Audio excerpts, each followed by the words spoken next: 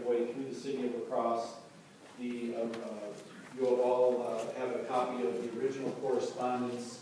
I've got two, I guess, points of information. One is that we do have a request for a public hearing from a number of members in the audience.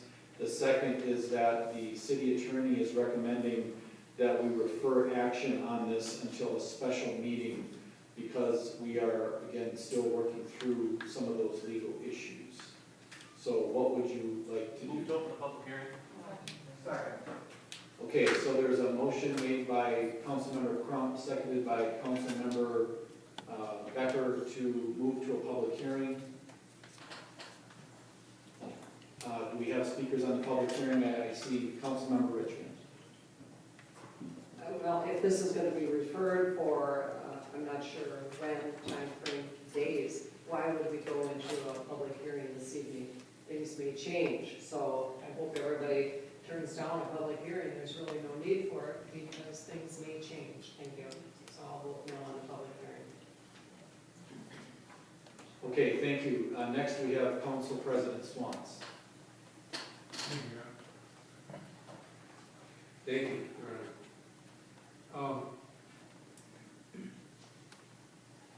My concern, quite frankly, is that we worked hard at trying to rearrange places for the public to have input to the council. And those opportunities were there. And I believe the only body that came to speak about this was the railroad.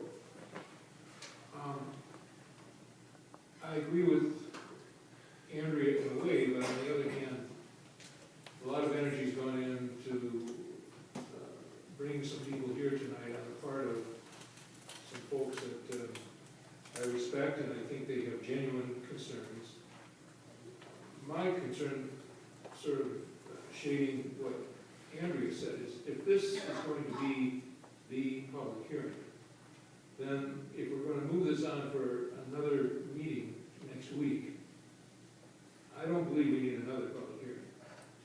So I would just suggest to my council members before they vote on this, that this ought to be it.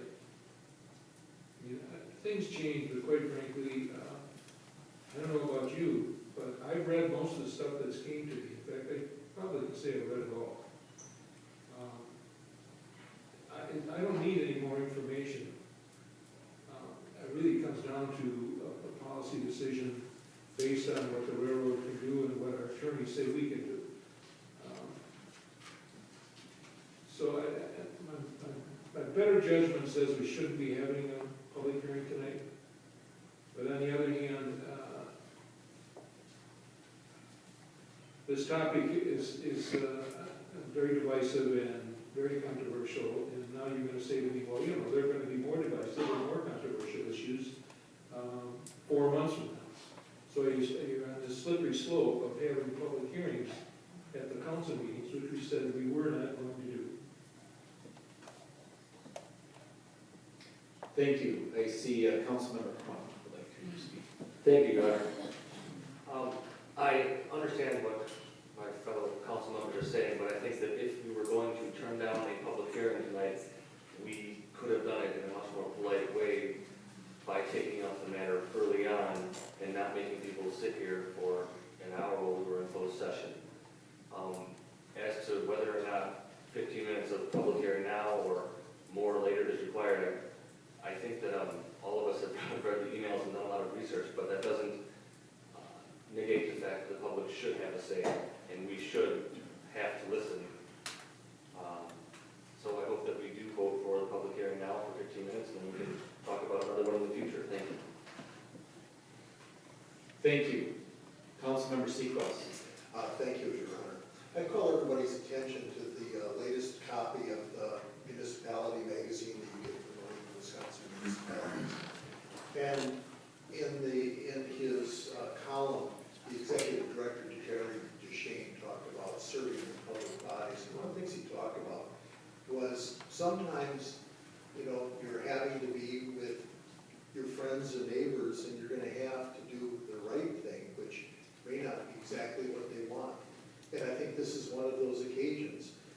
If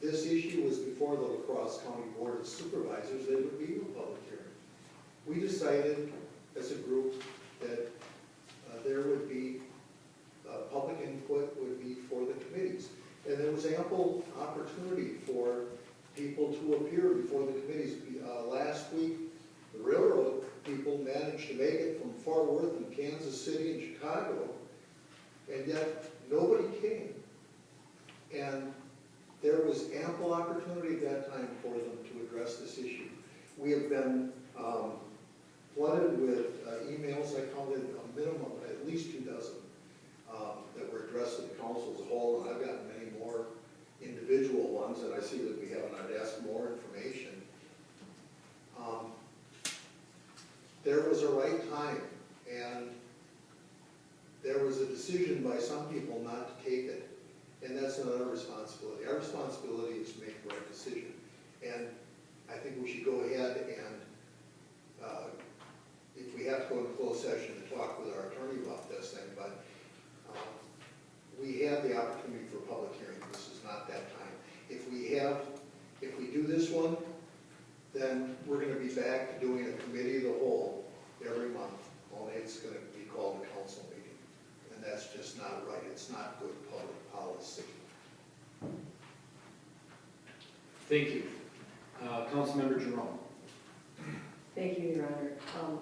I guess perhaps we have been remiss in not holding a separate public hearing, not connected with a committee, to hear the concerns of the public as the public itself held on April 22nd. So I understand what Councilmember C.A.R.S is saying, that sometimes you have to make a difficult decision, but I also very much agree with Councilmember Crum, and there are some times when the public does need to get their opinions voiced. Thank you. Thank you. Councilmember Cotter. Thank you, Your Honor. When we often get difficult decisions, not too often as many difficult ones as we have tonight, but whether we just recently changed the rules, and sometimes even when people are, as some perceive, in the wrong, in that the members of this group did not show up to the new format of public hearings. The bottom line is, I believe it is in the best interests of this council and the city that we open this up to a public hearing tonight. Otherwise, we will be more divisive. What will an extra 15, 20 minutes make in the difference to us if we don't have a public hearing? Or at least if we do have a public hearing. If we don't have a public hearing, we will have a lot of challenges in just being respected by the public. Thank you. Thank you. Councilmember Satotsky. Thank you, Your Honor. So what my concerns with specifically this issue is that when issues like this come up that are controversial, that have kind of been around a long time, we need spaces to discuss these issues as a community. And we do have committee meetings, and we do have a process for that, and a restructured process for that too. But at the same time, this issue has been back and forth for a while. We've had this issue happening since the communication in May, was it? So I guess I have a lot of empathy for the people who've been closely following this issue. In addition, we've gotten so many communications, but at the same time, I feel like I haven't directly heard from the public on this issue, being a member of the committee that this was routed through, and I think that's problematic. And I'm wondering maybe if there's a different way to do this, or a different forum. In the past, we've done forums on many different subjects. I remember when we had some proposed parking changes around the campus area, how we did several different forums on that issue, and that wasn't even on any of our agendas and wasn't going to come onto our desks for a very long time. So again, I'd really like to consider what kind of spaces we're creating for people to come and talk to us about issues.